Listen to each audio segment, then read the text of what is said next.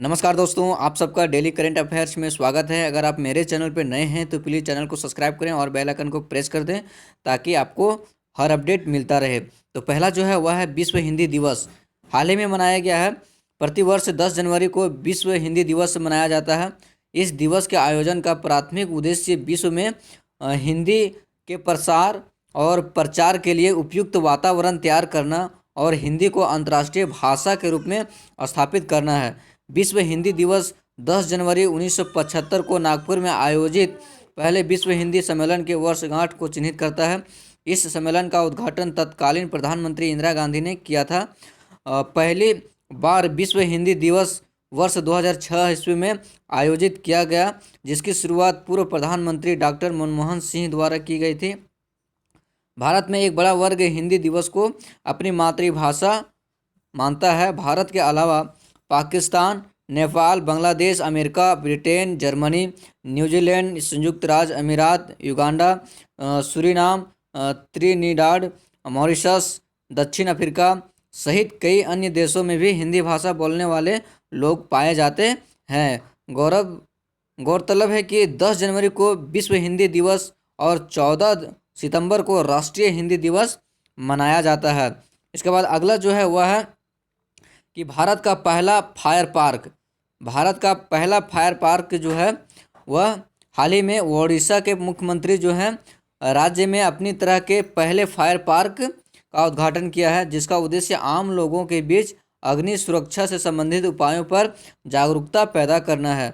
भुवनेश्वर में, जो कि उड़ीसा की राजधानी है, भुवनेश्वर में उड़ीसा फायर एंड डिजास्टर अकादमी परिसर में स्थित फायर पार्क प्रत्येक शनिवार को दोपहर 3:30 बजे से लेकर के 5:30 बजे तक आम जनता के लिए खुला रहेगा।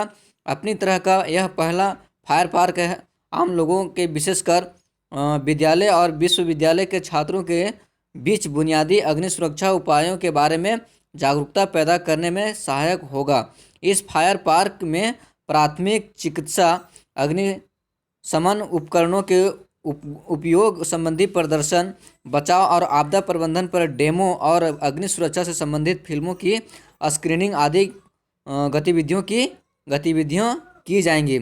इसके बाद अगला जो है, अगले टॉपिक और चलते हैं। और अगला जो है, जम्मू कश्मीर में भारी बर्फबारी एक प्राकृतिक आपदा।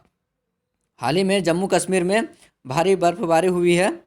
केंद्र शासित प्रदेश जम्मू कश्मीर में बर्फ से ढके इलाकों और बर्फबारी से प्रभावित लोगों को राहत सामग्री पहुंचाने के कार्य में तेजी लाने के लिए देश के उपराज्यपाल मनोज सिन्हा ने राज्य आपदा प्रतिक्रिया कोष SDRF के मानदंडों के तहत भारी बर्फबारी को राज्य के लिए प्राकृतिक आपदा घोषित कर दिया है। इससे पूर्व भारी बर्फबारी राज्य आपदा प्रतिक्रिया कोष SDRF के मानदंडों के तहत प्राकृतिक आपदाओं की सूची में शामिल नहीं थी। इसकी वजह से भारी बर्फबारी के कारण हुए नुकसान के लिए राहत और अन्य सामग्री वितरण करना आपदा प्रबंधन अधिकारियों हेतु संभव नहीं होता था। इस निर्णय के कारण अब भारी बर्फबारी वाले इलाकों में राहत कार्यों में तेजी लाई जा सकेगी, ताकि बर्फबारी वाले इलाकों में लोगों को मदद पहुंचाई जा सकेगी। अगले टॉपिक और चलते हैं। अगला टॉपिक है, अपने संविधान को जाने अभियान शुरू किया जाएगा। हाल में केंद्र सरकार जल्द ही देश भर के स्कूलों, कॉलेजों और विश्वविद्यालयों में अपने संविधान को जाने नाम से एक अभियान आयोजित करेगी। इस अभियान का उद्देश्य देश के युवाओं को संविधान के विभिन्न पहलुओं के बारे में जागरूक करना है। इस संबंध में घोषणा करते हुए लोकसभा के जो अध्यक्ष ने कहा कि यद्यपि भारत के अधिकांश लोग संविधान में दिए गए अधिकारों के बारे में जागरूक हैं, किंतु वे अपने कर्तव्यों के बारे में नहीं जानते हैं।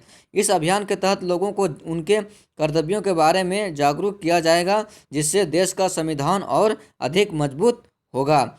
अगले टॉपिक और चलते हैं। और अगला टॉपिक है जगन्नाथ मंदिर जो है वह, उसके बारे में हम जानते हैं कि इसमें क्या करंट में हुआ है।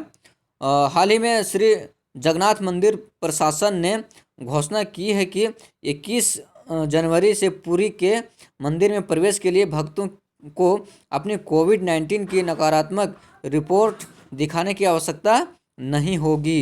वर्तमान में मंदिर में प्रवेश करने वाले भक्तों को कोविड-19 की नकारात्मक रिपोर्ट दिखानी होती है। महामारी के मद्देनज़र 9 माह तक बंद रहने के बाद यह मंदिर 3 जनवरी से जनता के लिए दोबारा खोल दिया गया है। प्रमुख बिंदु इसका है, उसको देखते हैं। माना जाता है कि इस मंदिर का निर्माण 12वीं शताब्दी में पूर्व गंग राजवंश के राजा अनंत वर्मन चोड़गंग देव द्वारा किया गया था। जगन्नाथपुरी मंदिर को आमनिका तीर्थ भी कहा जाता है, जहां हिंदू मान्यताओं के अनुसार पुरी में भगवान जगन्नाथ की उपस्थिति के कारण मृत्यु के देवता जम को यम की शक्ति समाप्त हो गई है। इस मंदिर को सफ़ेद पैगोडा कहा जाता है और यह 4 धाम तीर्थ यात्राओं बद्रीनाथ,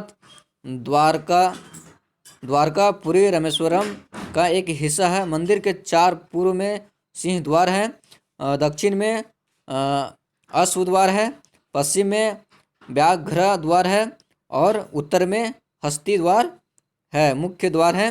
प्रत्येक द्वार पर नक्काशी की गई है। प्रवेश द्वार के सामने अरुणा स्तंभ या सूर्य स्तंभ स्थित है, जो मूल रूप से कोणार्क के सूर्य मंदिर में था।